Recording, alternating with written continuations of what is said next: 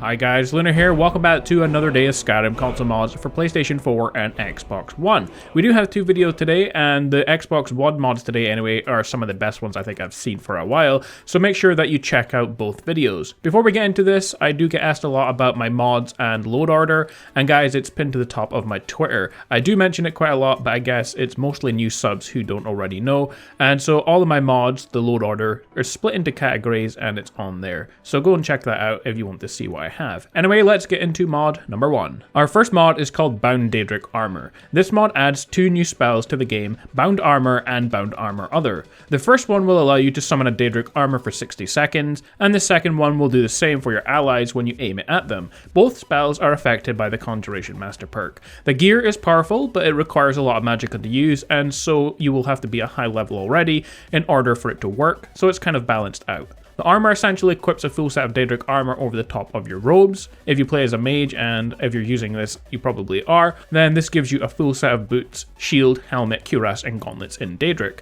They have a unique effect, they are transparent, and they have this cool blue flame effect on them. And one cool feature to make them more balanced is that they do have a carry weight while you wear them, the same way as a full set of Daedric armor. To get those spells, you will have to gain access to the Atronach Forge at the College of Winterhold, and to craft the spell tomes, the recipe for the tomes can be found in the world just like any other vanilla one. However, here's a spoiler if you don't want to have to find them, so close your ears now guys. Human Flesh, Fill Black Soul Gem, and the Spell Tome Conjured Dremora Lord. This will summon a Dremora Lord who will have the spells in his inventory when you kill him. Additionally, the mods add a new type of Dremora to the game. They can be found wherever you can find normal Dremoras, and will use the new spell at the beginning of a fight. Very rarely you will find bandits using the Bound Armor spell as well, and they have a 5% chance for this to happen. Overall, a very nice mod, very cool I think, and I would love to see other Bound Armors and enemies using this in the game as well. Also, it'd be cool if other mages in the game started using it, but that's just a thought. Next up we have Secret Talos Shrine in Solitude. All this mod does is add a simple semi-hidden shrine of Talos to the Temple of Divines. The shrine will be inaccessible if the Stormcloaks take Solitude, as the shrine will then be moved to its original position. Our next mod is called the Dark Souls Weapons Pack. This is another awesome mod that adds all the weapons from Dark Souls 1 into Skyrim. Before I tell you them all, they all require Daedric smithing to make and have the same base stats as Daedric weapons. Also, you can enchant and refine all of them as well. So if you install this mod, the following weapons are added to the forge.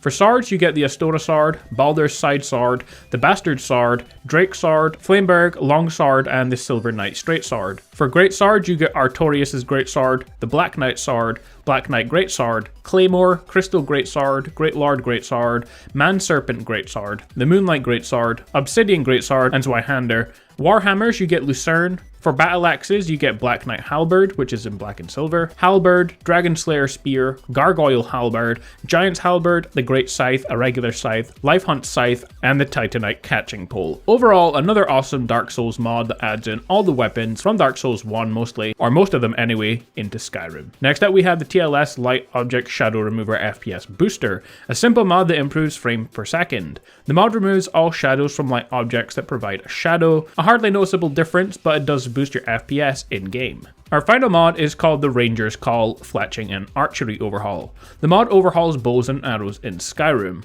All arrows are now completely overhauled. They aren't as strong and don't fly as far as before, but if you're a true ranger with the equivalent of Eagle Eye or Ordinator's Steady Hand, you'll be able to forge your arrows into their Swift or Force versions, along with the equivalent smithing perk. There are also 2 new arrows, Bodkin and Thrush. Bodkin is lovingly detailed and step above iron. Thrush is comparative to Daedric and will require the Daedric smithing perk in order to make it.